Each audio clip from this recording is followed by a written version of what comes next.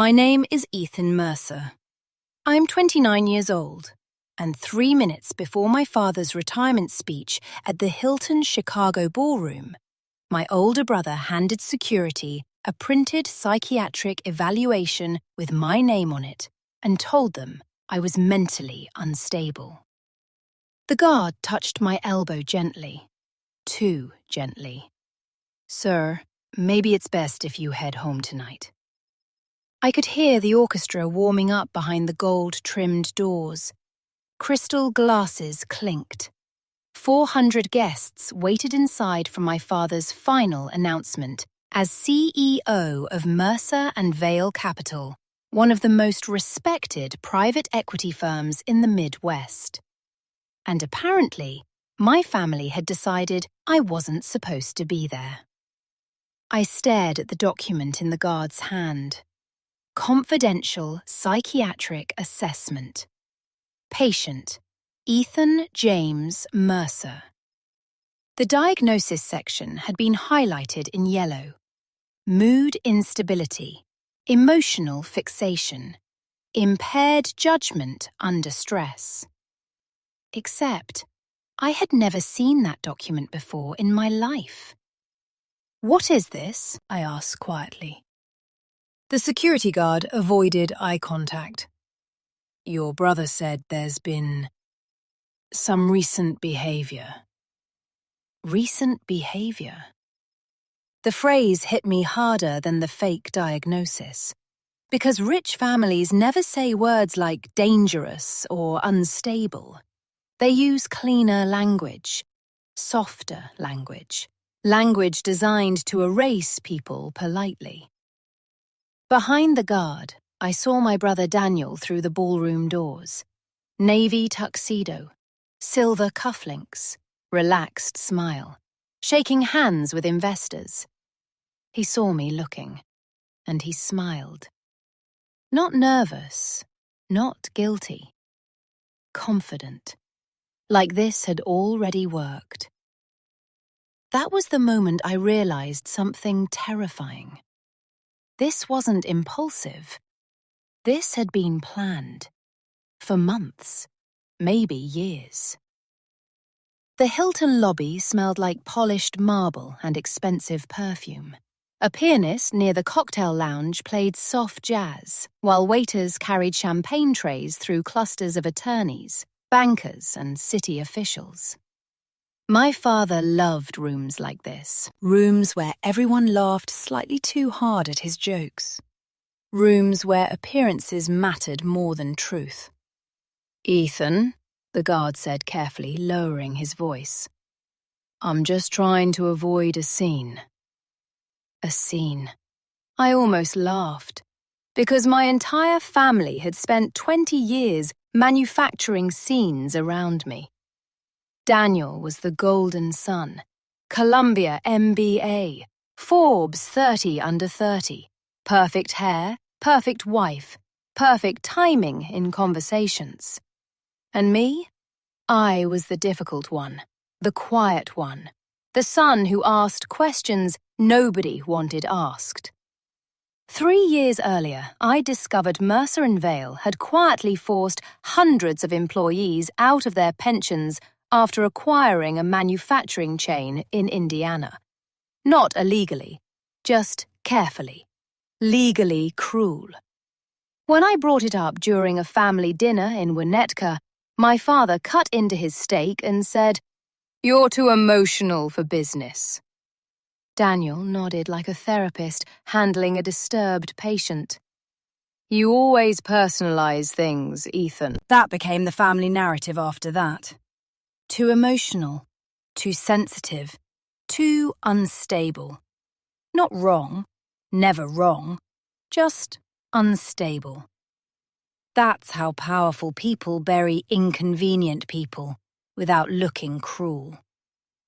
I looked again at the fake psychiatric report. There was a forged physician's signature at the bottom. Dr. Leonard Kessler. The problem? Dr. Kessler had died 8 months earlier. And suddenly the entire night changed. Because if Daniel was stupid enough to forge documents using a dead psychiatrist's name, then he was panicking, which meant there was something bigger happening tonight. I pulled out my phone slowly. Daniel noticed immediately. His expression changed for half a second. Tiny shift, tiny panic. Then it disappeared. That was Daniel's gift, micro-control. Even as kids, he could cry on command, smile while lying, sound sincere while destroying someone. At age 13, he convinced my parents I stole $900 from my mother's jewelry drawer. I still remember standing in the kitchen while rain hit the windows over Lake Michigan.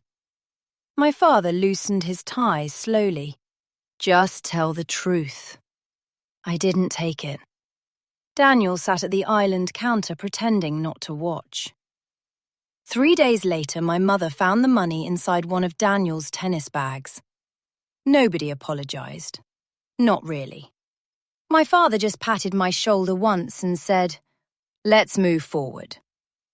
That was the Mercer family religion. The truth didn't matter, only momentum. I took a picture of the forged psychiatric document, then another.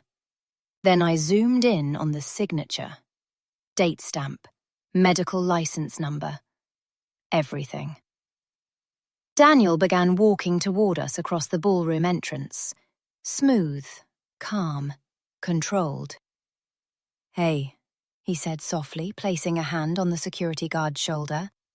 "I'll handle this." The guard stepped away immediately. Of course he did. Daniel lowered his voice. "You're making this harder than it needs to be." "For who?" "For everyone." There it was again. The Mercer family language. Everyone. Never specifics. Never accountability. Just emotional fog. "You forged medical documents," I said. His jaw tightened almost invisibly. "Nobody forged anything. The doctor is dead." Silence. Just 1 second, but it was enough. Then Daniel smiled again. "You're spiraling." God, he was good. Not loud, not aggressive, just calmly rewriting reality in real time. "You know what your problem is," he continued softly. "You think being morally correct makes you emotionally credible." I stared at him. "You really practice that line, huh?" His smile vanished. Through the ballroom doors, applause erupted suddenly. My father had taken the stage early. Daniel glanced toward the sound, then back at me. "You need to leave before you embarrass yourself." Embarrass yourself, another phrase rich families weaponize. It means, we already decided nobody will believe you. My phone buzzed in my hand. Unknown number. I almost ignored it. Then another message came immediately after. "Answer. It's about your father." I looked up sharply. Daniel noticed. "Who's texting you?" I answered the call. A woman's voice. Older. Calm. "Is this Ethan Mercer?" "Yes." "My name is Rebecca Vale." The name hit me like ice water. Vale, as in Mercer and Vale, the company's co-founder. The woman my father claimed retired to Arizona 15 years ago. Daniel's face changed the moment he heard the name leave my mouth. Pure panic, real panic this time. "Listen carefully," Rebecca said. "Your father is about to announce Daniel as successor CEO tonight, correct?" "How do you know that?" "Because I helped build the succession agreement." My pulse started climbing. "What agreement?" A pause, then, "The agreement your father violated 12 years ago when he illegally transferred voting shares that belonged to your mother." Everything inside me went still. My mother died when I was 16. Officially, aneurysm, sudden, tragic, unavoidable. But Rebecca's next sentence made my stomach drop. She was preparing to expose financial fraud inside the company 2 weeks before she died. The ballroom applause thundered again. Daniel stepped closer. What did she say? I backed away from him instinctively. Rebecca's voice lowered. Your brother knows. Cold spread through my chest. Not grief, recognition. Because suddenly dozens of tiny memories rearranged themselves. My mother crying alone in the garage one winter night. Arguments stopping abruptly when I entered rooms. Daniel deleting voicemail recordings off the house phone when we were teenagers. My father changing the locks on my mother's office 2 days after her funeral. Things I never understood. Until now. Who are you really? I whispered. I was your mother's attorney. My knees nearly gave out. Inside the ballroom, my father's voice echoed through speakers.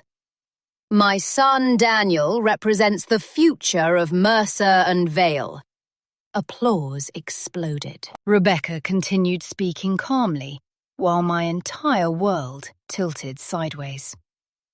Your mother discovered your father had hidden losses inside offshore entities after the 2008 collapse. She wanted full disclosure to the board. I looked through the ballroom glass. Daniel's wife clapped elegantly beside the stage. Investors smiling, champagne sparkling under chandeliers. An empire celebrating itself. She documented everything, Rebecca said. Bank transfers, internal memos, secret restructuring agreements.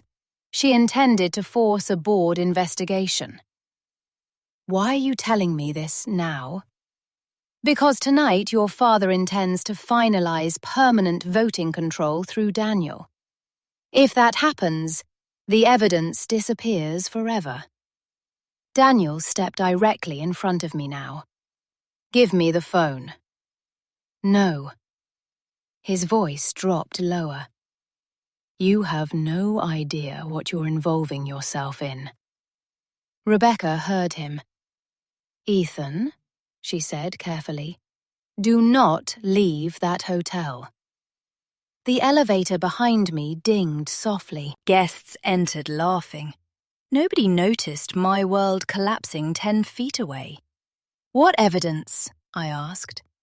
There's a storage unit in River North registered under your mother's maiden name. Inside is a red archive box. Daniel lunged suddenly for my phone. I pulled back. Too late.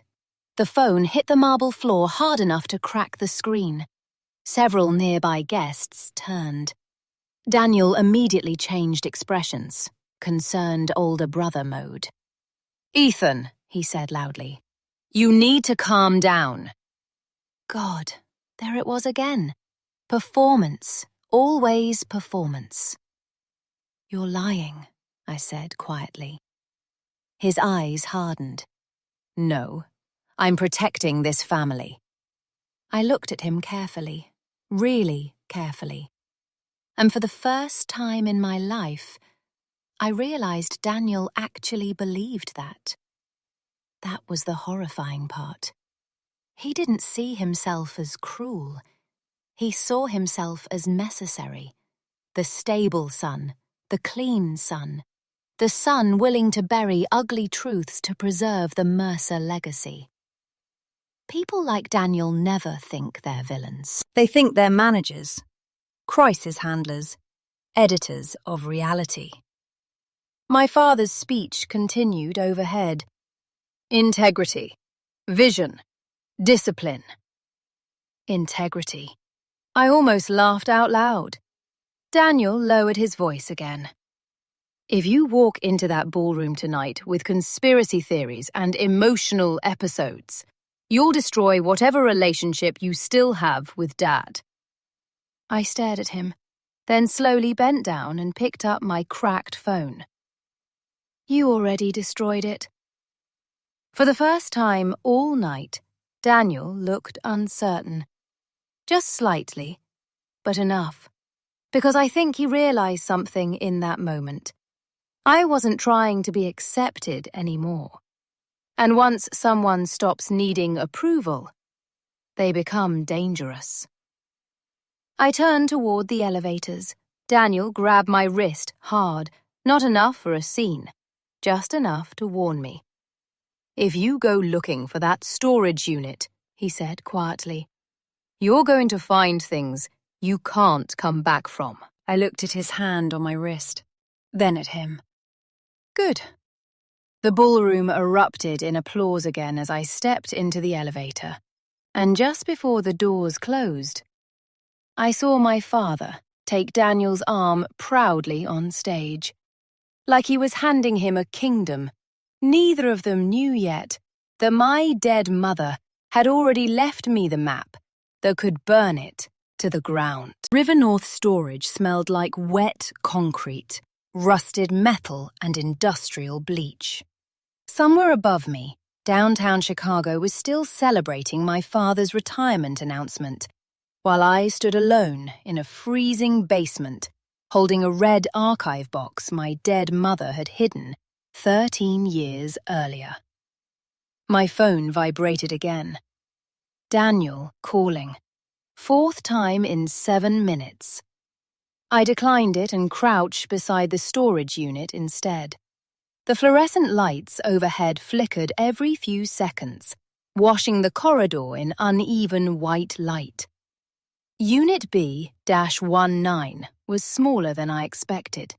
No furniture, no stacked valuables, no family keepsakes, just one red archive box sitting perfectly centered on the concrete floor.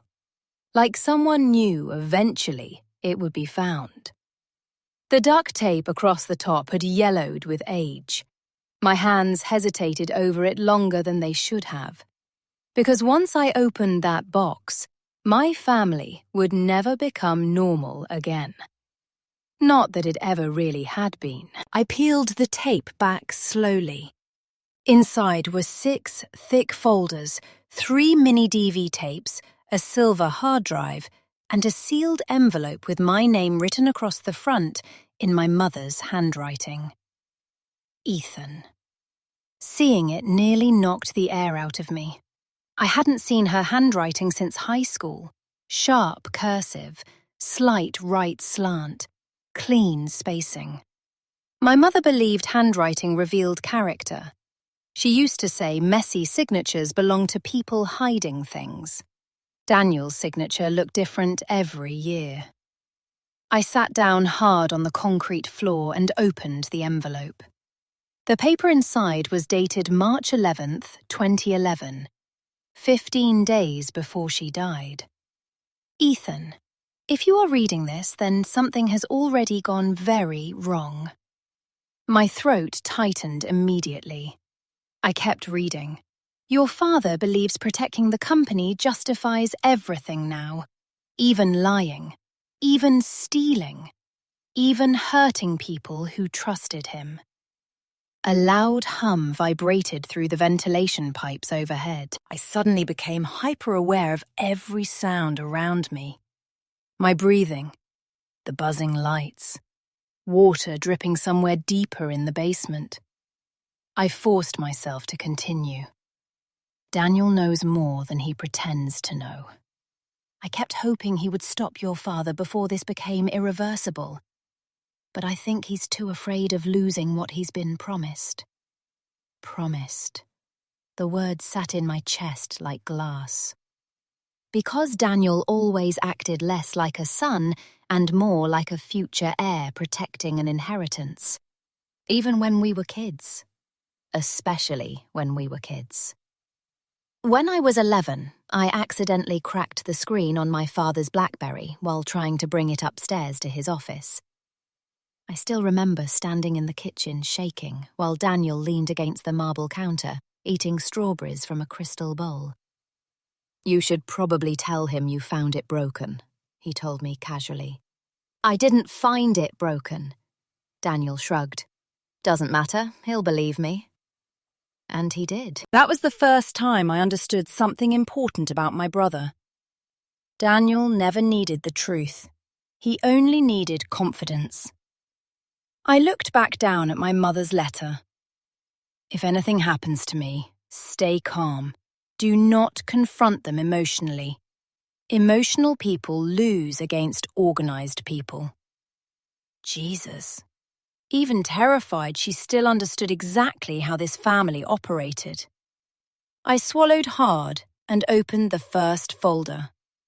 Bank transfers, offshore entities, shell corporations registered in Luxembourg and the Cayman Islands, millions moving between accounts with labels like restructuring allocation and deferred pension stabilization.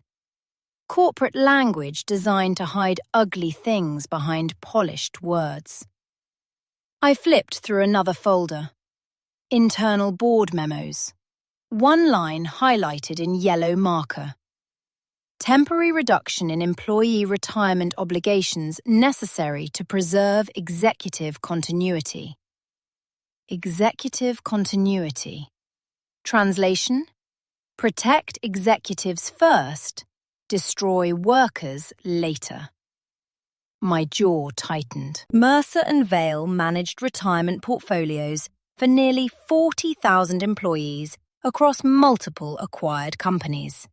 Teachers, factory workers, city maintenance staff, regular people. People like my mother actually cared about. I opened the third folder. Emails. Dozens of them. Private executive communications between my father, company attorneys, and Daniel. Then one subject line froze me completely. Subject: Claire becoming unstable. Unstable. Same word, same strategy. Same language they used on me tonight at the Hilton. I clicked the thread open. My father wrote first. She's becoming emotional and irrational. We need to contain this before she damages the company. Then Daniel responded 30 minutes later. I'll handle her. I stared at those 4 words for a long time. Not comfort her, not help her. Handle her.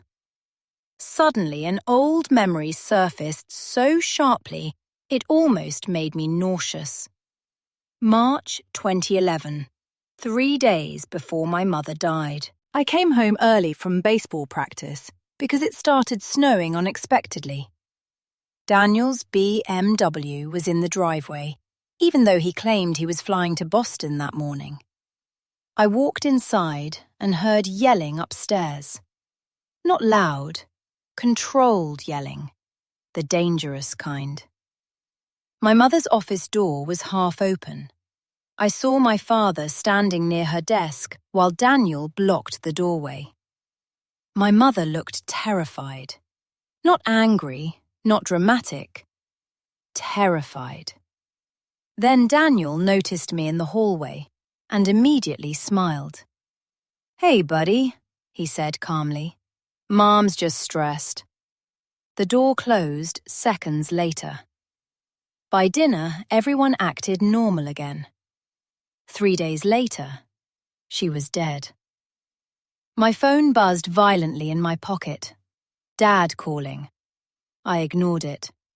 Then a text appeared immediately after. Dad, Rebecca Vale is manipulating you. Interesting. Not lying to you. Manipulating you. Careful wording again. My father had spent his entire life choosing words like a surgeon chooses blades. I opened the silver hard drive next. Folders appeared across the screen. Tax records, audio files, scanned legal documents. Then one folder labeled Private, March 2011. I clicked it. A video opened. My mother appeared on screen sitting inside what looked like a hotel room. No makeup, hair tied back messily, exhausted eyes. She looked directly into the camera for several seconds before speaking. "If you're watching this," she said quietly, "then I probably lost."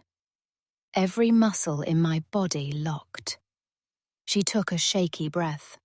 "Your father keeps insisting this is temporary. He says once the company stabilizes, everything will be corrected quietly. But it stopped being temporary a long time ago." Rain crackled faintly against the hotel windows behind her. She looked smaller than I remembered, human, not the perfect, elegant mother from charity galas and Christmas photographs. Just scared. "The losses after 2008 were worse than shareholders know," she continued. "Gerald started moving liabilities into pension structures to avoid panic." My pulse started pounding harder. Then she said the sentence that changed everything. "It became criminal 2 years ago." Criminal. Not unethical, not questionable. Criminal. I paused the video instinctively. My hands were shaking now. Because suddenly, my mother's death no longer felt distant. It felt interrupted. I pressed play again. "Daniel knows enough to stop this," she whispered. "But he keeps choosing loyalty over morality because he thinks one day this company will belong to him." A lump formed in my throat. Then my mother leaned closer to the camera slightly. "There's something else Gerald doesn't know," I discovered. A metallic crash echoed somewhere down the storage corridor. I froze instantly. The sound came from nearby, not upstairs, not outside.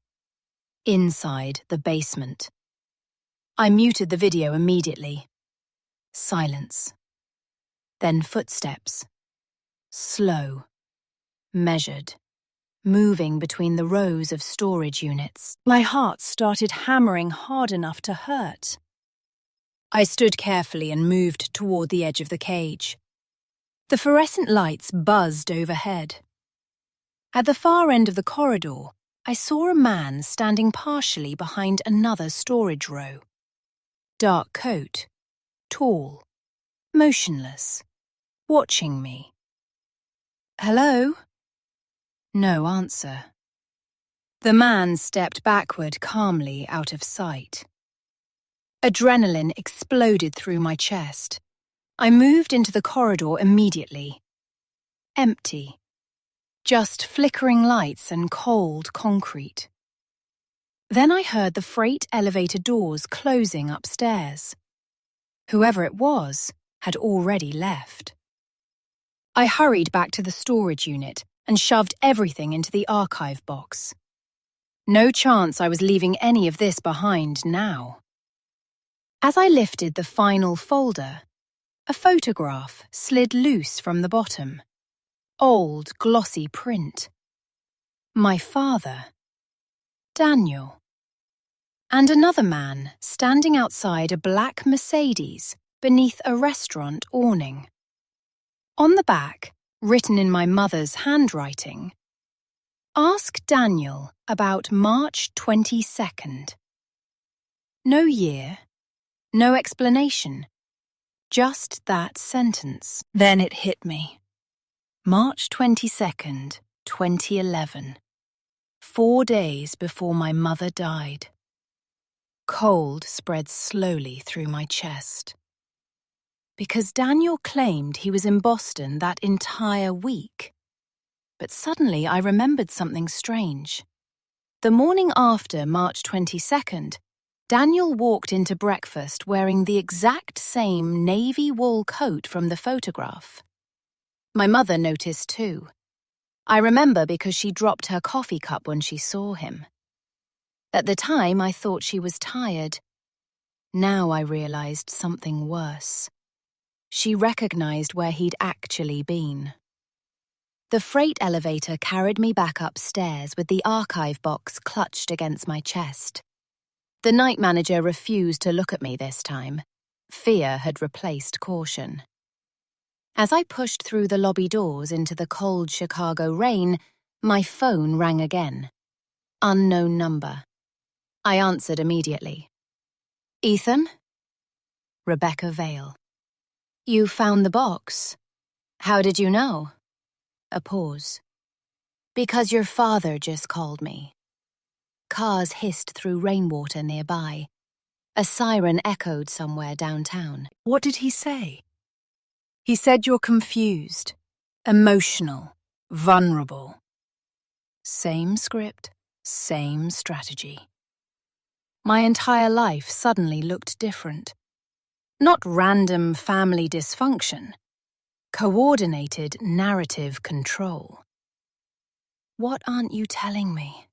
I asked quietly. Rebecca went silent for several seconds. Then finally, your mother wasn't preparing for divorce, Ethan. Rainwater dripped from my hair onto the sidewalk. She was preparing to testify. Everything inside me stopped. Testify. Not privately expose, not threaten. Testify. Against my father. There was going to be a federal investigation in April 2011. Rebecca continued carefully. Your mother agreed to cooperate. I leaned against the wet brick wall beside the storage building, trying to breathe normally. Did my father know? Yes. And Daniel? Another silence. Longer this time. Then, I think your brother knew enough. I closed my eyes. The city noise around me blurred into static. For 13 years, I believed my mother died from stress and bad luck. Now I was standing in the rain, holding evidence that she may have been preparing to help federal investigators destroy my father's company. Then Rebecca said something that made my blood run cold. Ethan, the biggest secret was never the money. Thunder rolled faintly above the skyline. What was it? Her voice dropped lower. The night your mother died, 47 minutes disappeared from the Mercer House security system. My grip tightened around the archive box. Deleted? Yes. Every instinct in my body screamed the same terrifying thought at once.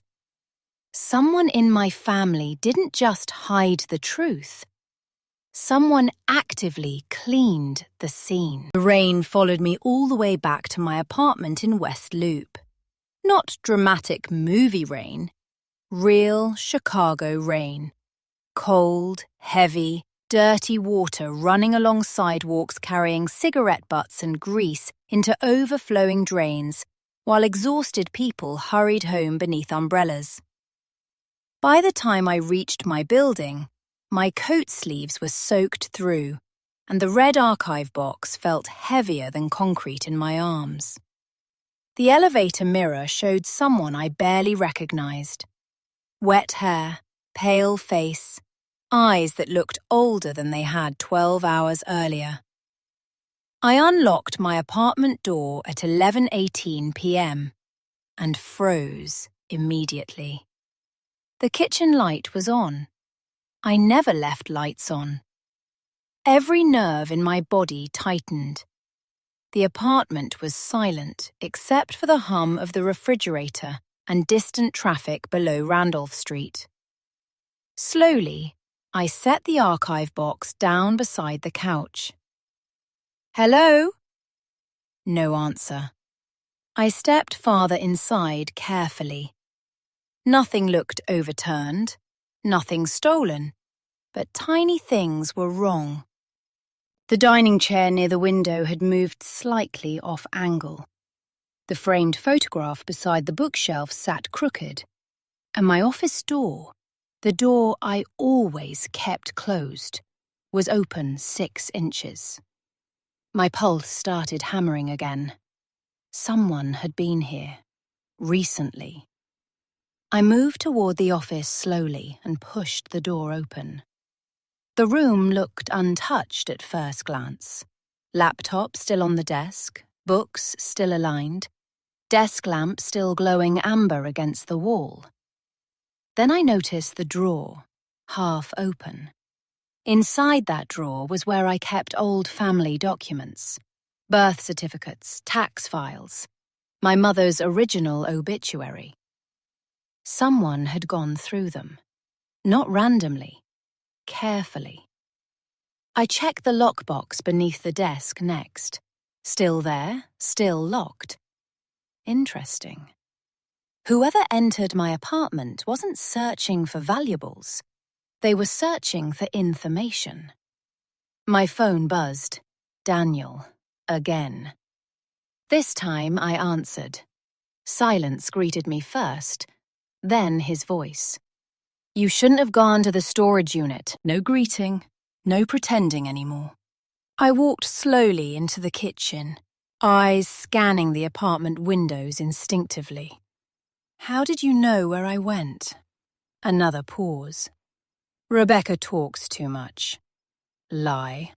Rebecca didn't sound careless, which meant either my phone was compromised or somebody followed me. Were you in my apartment? I asked. Daniel ignored the question.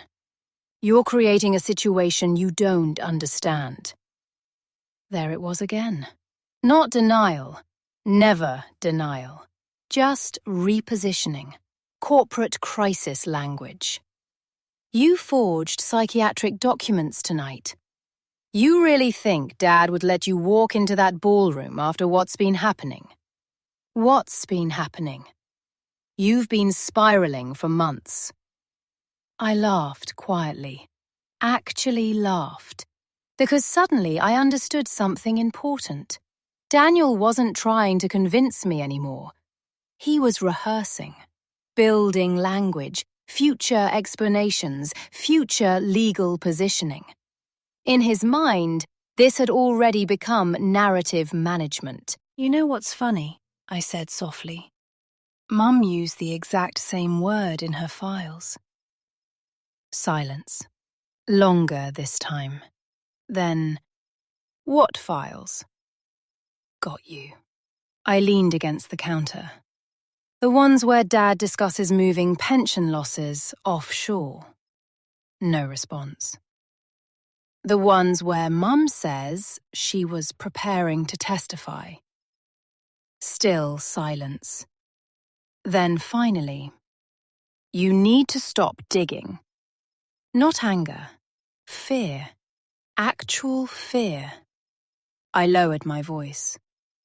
Why did Mum write, "Ask Daniel about March 22nd" on the photograph?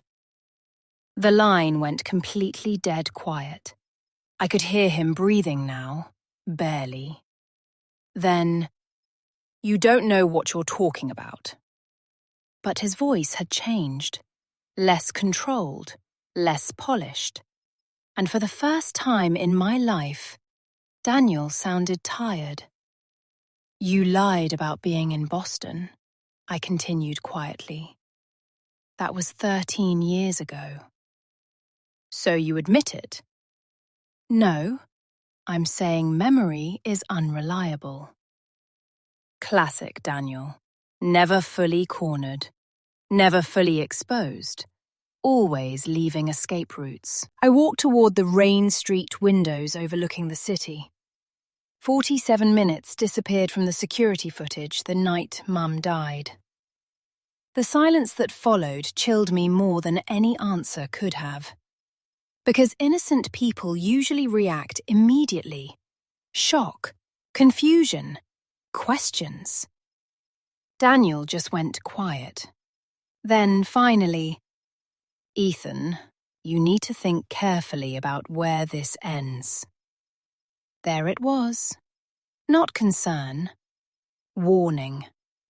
Did you delete the footage? His breathing sharpened slightly. Then the line disconnected. I stared at my phone for several seconds. No goodbye, no denial, just silence. That scared me more than anything so far. I barely slept. Every sound in the hallway outside my apartment snapped me awake. Elevator doors, footsteps, distant sirens.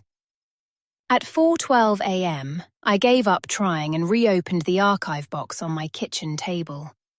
The city skyline glowed dim blue through the windows while I sorted through documents beneath a single overhead light. That's when I found the Zurich folder. Thin, black binder. No labels except a handwritten Z. Inside were account summaries from a Swiss private bank. Balances totaling over $80 million. 80 million. I sat back slowly. This wasn't survival fraud anymore. This wasn't desperate financial restructuring. This was extraction. Systematic theft hidden behind corporate complexity. Then I found something worse. A beneficiary structure. The Zurich accounts weren't controlled directly by my father. They were routed through a future trust. Primary beneficiary, Daniel Mercer. My stomach turned. I checked the date. March 21st, 2011. 1 day before the photograph. 1 day before whatever happened on March 22nd. Suddenly, the timeline tightened like a noose. I grabbed the photograph again. The third man beside my father and Daniel wore a charcoal overcoat and wire-frame glasses. Mid-50s, maybe. Expensive watch. Defensive posture. Not family. Not friend. Professional. I flipped the photo over again. Ask Daniel about March 22nd. Then it hit me. Not where were you on March 22nd? Ask Daniel about March 22nd. Specific wording. My mother wanted me to ask him directly. Why? Because she expected his reaction to reveal something. I scanned the restaurant awning in the photo carefully. Partially visible gold lettering. Arc Club. I opened my laptop immediately. Chicago Private Dining Clubs. 20 minutes later, I found it. Belmonte Mark Club. Ultra-private executive restaurant near the financial district. And buried inside an archived article from 2010 was the name of one of its investors. Victor Hale. The same man from the photograph. I searched again. Victor Hale, federal financial crimes attorney. My pulse climbed instantly. Why was a federal defense attorney meeting privately with my father and brother 4 days before my mother died? I clicked deeper into old legal databases. Victor Hale specialized in white-collar criminal defense and pre-indictment negotiations, meaning people hired him before arrests happened. My phone buzzed again. Unknown number. I answered immediately. Mr. Mercer? Female voice, professional. Yes. This is Officer Lena Ortiz with Chicago PD. We need to ask you a few questions regarding a complaint filed tonight. Complaint? What kind of complaint? A wellness concern. I almost laughed from exhaustion.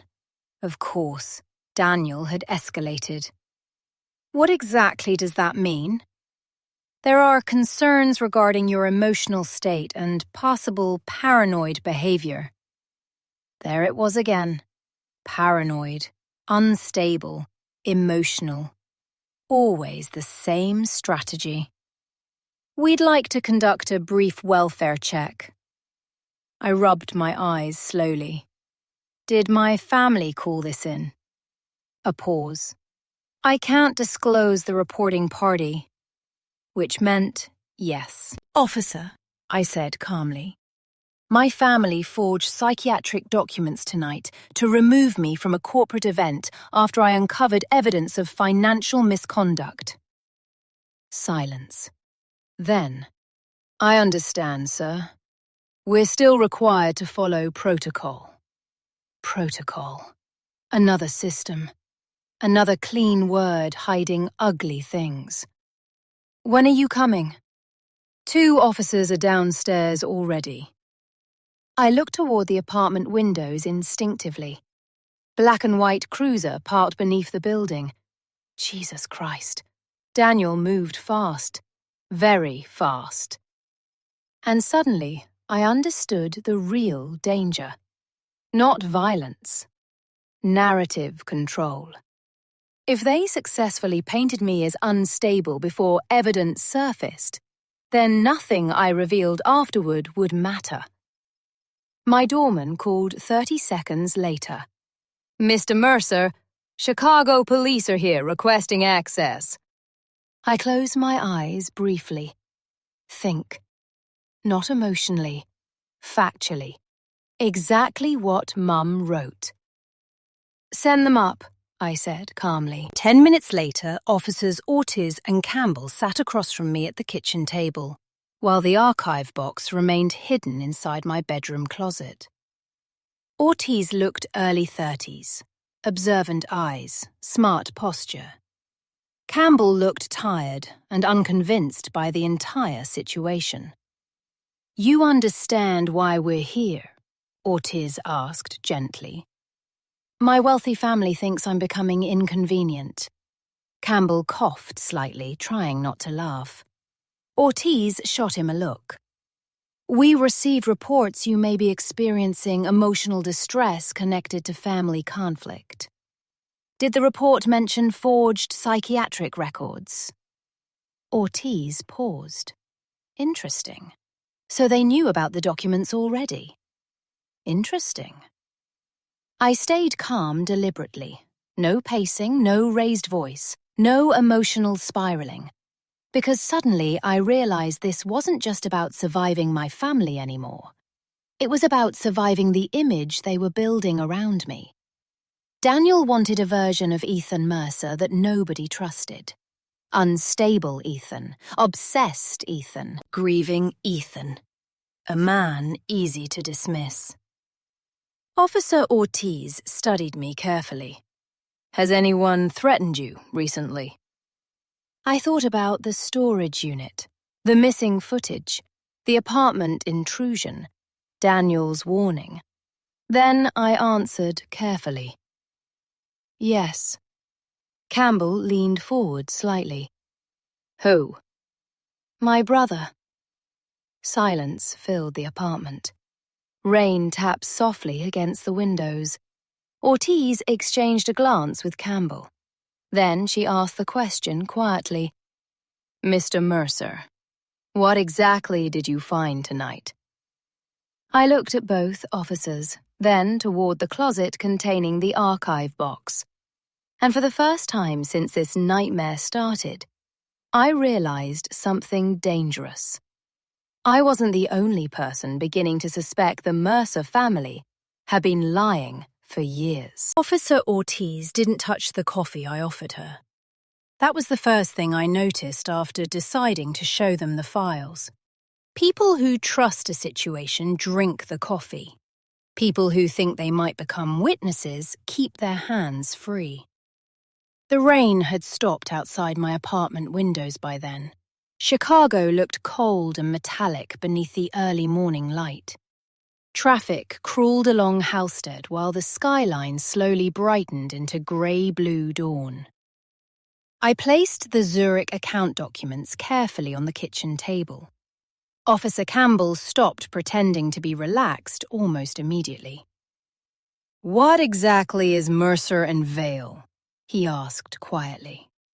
"Officially," I said, "private equity and pension management." "And unofficially?" I looked at the folders. I think my father stole retirement money after the 2008 collapse and buried the losses offshore. Silence settled heavily across the kitchen. Ortiz opened another folder slowly, then another. Her expression changed with each page. Jesus Christ, Campbell muttered. I handed them the photograph next. My mother wrote this before she died. Ortiz read the back carefully. Ask Daniel about March 22nd. You think this connects to her death? I think she was preparing to testify against my father. Campbell leaned back slowly. And your brother? I think Daniel helps contain the fallout. Contain. That word again. The apartment suddenly felt colder. Officer Ortiz closed the folder carefully and looked directly at me. Mr. Mercer, has anyone besides your family known about these files before tonight? Rebecca Vale. Ortiz nodded immediately. So she knew the name already. Interesting. Who is she, really? I asked. Ortiz hesitated, then... She contacted federal investigators in 2012. My stomach tightened. Federal investigators? Campbell exhaled quietly. There was an inquiry involving Mercer and Vale years ago. Nothing stuck. Why not? Neither officer answered immediately, and that silence told me everything. Power. Money. Connections. My father didn't survive 25 years in high finance by accident. Ortiz slid the photograph back toward me. We need to ask you something difficult. I already knew I wouldn't like it. What? If your mother believed she was in danger, why didn't she go public immediately? I stared out the apartment windows for several seconds before answering. Because my mother still loved my father. That was the tragedy. Not weakness, not stupidity. Love. People always imagine corruption looks dramatic, but most corruption survives because somebody still loves the person causing it. Campbell's phone buzzed suddenly. He checked the screen, then looked at Ortiz. We need to go. Something in his tone made my chest tighten immediately. What happened? Ortiz stood. That was dispatch. Your father filed an emergency petition at Northwestern Memorial around 40 minutes ago. The room went completely still. What kind of petition? Neither officer spoke right away. Then Campbell answered carefully. Psychiatric evaluation request. I laughed once. Not because it was funny, because it was unbelievable. They're trying to institutionalize me. Temporary psychiatric observation, Ortiz corrected gently. 72-hour hold request based on reported paranoid delusions and possible emotional instability. Exactly 72 hours. Long enough to destroy credibility. Long enough to remove me publicly. Long enough to find the files. Daniel, of course. He wasn't trying to win arguments anymore. He was building legal containment. Officer Ortiz stepped closer. You need an attorney immediately. I already have one. Rebecca Vale answered on the second ring. They escalated faster than I expected, she said before I could speak. They filed a psychiatric hold. I know. You know? Your father contacted a judge he's donated to for years. My jaw tightened. Can they actually do this? Yes, she said bluntly. If they frame you as emotionally unstable, while tying your behavior to grief and family trauma. I paced toward the windows. Below, morning commuters crossed intersections carrying coffees and backpacks, while my family tried to erase me from existence. What do I do? Stay calm. Same advice again. Mum, Rebecca, everyone, stay calm. Because emotional people lose against organized people. Rebecca continued speaking. There's a reason your mother documented everything instead of confronting them directly. Because they rewrite reality. Exactly. I stopped pacing. Then something clicked into place so suddenly it made me nauseous. Daniel knew Mum was documenting them. Rebecca went quiet. Yes. He didn't panic because of the fraud. Another silence, then softly, no. My pulse started climbing again. He panicked because of something that happened the night she died. Rebecca didn't answer, and that silence became confirmation. 20 minutes later, I sat inside Rebecca Vale's condo, overlooking Lakeshore Drive, while attorneys moved around her dining room table, preparing emergency filings. Rebecca looked nothing like I imagined. 71 years old, silver hair, black turtleneck, sharp eyes, controlled. The kind of woman who survived powerful men by becoming more patient than them. She slid a thin folder toward me. Your mother gave me this the week before she died. Inside was a printed email chain. The final email came from Daniel. Timestamp, March 24th, 2011. 11:43 p.m. Claire, Dad's trying to fix this quietly. Please stop escalating things before someone gets hurt. I read the line twice, then a third time. Before someone gets hurt. Not before the company collapses. Not before investors panic. Before someone gets hurt. Cold spread slowly through my chest. Rebecca watched my face carefully. You understand now? I nodded once. He knew she was in danger. Yes. And he still sided with my father. Rebecca didn't soften the truth. Yes. My chest physically hurt now. Not because Daniel betrayed me, because somewhere deep down, I think I spent my whole life hoping he eventually would not. Rebecca opened another folder. There's more. She handed me a property access report from the Mercer family estate, dated March 26, 2011, the night my mother died. Vehicle gate activity, 12:14 a.m. Daniel Mercer vehicle entry. 12:58 a.m. Daniel Mercer vehicle exit. I stared at the page. He lied. Yes. He was at the house. Yes. My hands started shaking again. Not grief this time. Rage. Real rage. Years of manipulation suddenly rearranging themselves into one horrifying shape. Daniel wasn't just protecting the family image. He was protecting himself. Rebecca lowered her voice. There's one final thing your mother wanted you to know. She handed me a flash drive. No matter what happens next, do not let them pull you into emotional warfare. Your father survives emotional chaos. Daniel survives confusion. I swallowed hard. What do I survive? Rebecca looked directly at me. The truth.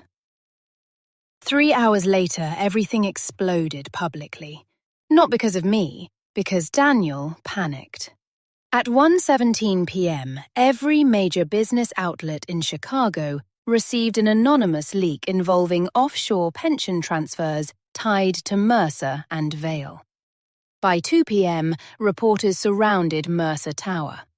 By 2:40 p.m., CNBC began running segments about possible financial misconduct. And by 3:15, Daniel showed up at Rebecca's condo, uninvited. I saw him through the security camera first. No polished smile anymore. No controlled posture. He looked exhausted. Wrinkled coat, red eyes, sweating despite the cold weather. Rebecca looked at me calmly. Your choice? I opened the door. Daniel stepped inside immediately, then froze when he saw the files spread across the dining table. For the first time in his life, he looked genuinely afraid. You leaked this? He asked. No. His eyes searched mine desperately. You don't understand what's happening. I almost laughed. That sentence again. Always the same. Like I was the child in the room. Then Daniel looked at Rebecca. You should never have involved him. Rebecca's voice stayed ice cold. Claire involved him before she died. That hit him hard. I saw it physically land.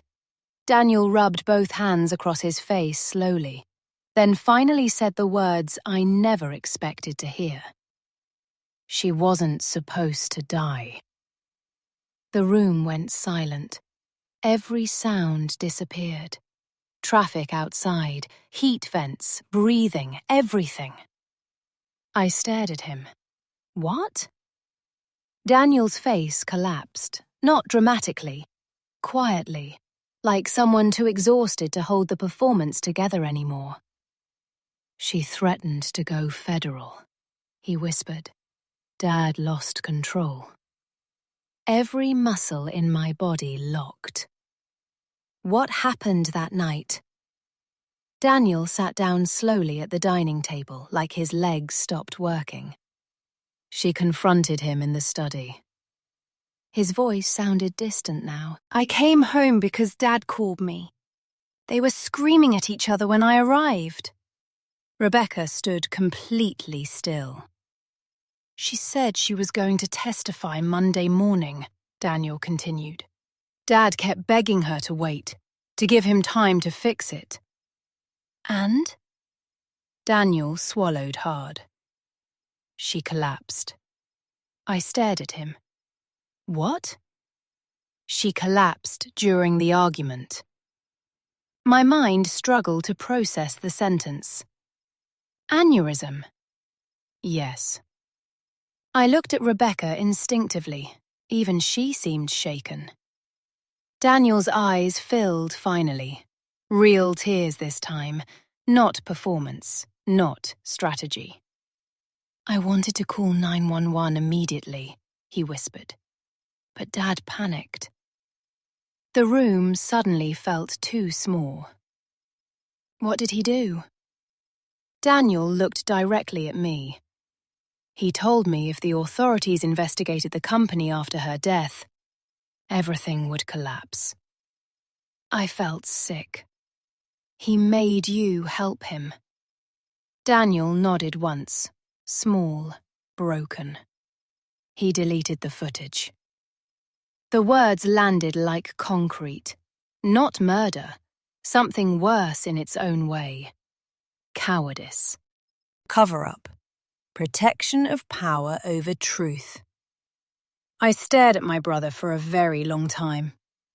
The golden child. The perfect son. The future CEO. And suddenly, I saw what he really was. Not evil. Weak. Weak enough to help bury the truth because he was terrified of losing the life built around him. Daniel wiped his eyes roughly. We convinced ourselves it didn't matter because she was already gone. My voice finally came out, barely. You erased 47 minutes. He nodded again. And spent 13 years, making me feel insane any time I questioned this family. Silence. Then quietly. Yes. The confession sat in the room like smoke. No screaming, no violence. Just truth. Raw and ugly. I thought I would feel victorious in this moment. I didn't. I felt empty. Because exposing the truth doesn't give you your childhood back. It doesn't give you trust back. And it definitely doesn't give you your mother back. Sirens echoed faintly outside the condo. Then phones started vibrating across the tables simultaneously. News alerts. Federal investigation officially opened into Mercer and Vale Capital. Rebecca looked toward the windows calmly. "It's over." Daniel closed his eyes. "No," he whispered. "It's starting." And he was right. Because by nightfall, my father resigned publicly. Federal auditors seized company records. Board members started cooperating. Investors fled. Reporters dug through 13 years of buried lies. The Mercer empire didn't collapse all at once. It cracked slowly in public. Exactly the way my father feared most. 6 months later, I visited my mother's grave alone. Cold November morning. Dead leaves scattered across wet grass, while distant church bells echoed through the cemetery. I stood there for a long time before speaking. "I know now." That was all. No dramatic speech, no movie moment. Just truth. Daniel eventually cooperated with investigators. My father took a plea deal to avoid prison time due to age and medical issues. Mercer and Vale was dismantled and absorbed by federal restructuring oversight. The empire my father sacrificed everything to protect disappeared anyway. That's the irony powerful people never understand. Control destroys the very thing it tries to preserve. I kept none of the money connected to the offshore accounts. Most of it went into pension recovery settlements. That mattered more. Rebecca once asked me if I regretted uncovering the truth. I thought about it carefully before answering. "No," I told her.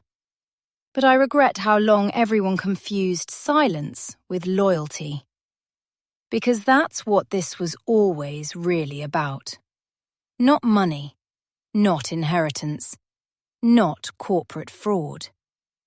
Silence. Families like mine survive by teaching everyone the same lesson. Protect the image. Protect the hierarchy. Protect the powerful. Even if it destroys people quietly. Especially if it destroys people quietly. But eventually someone stops playing their role in the story.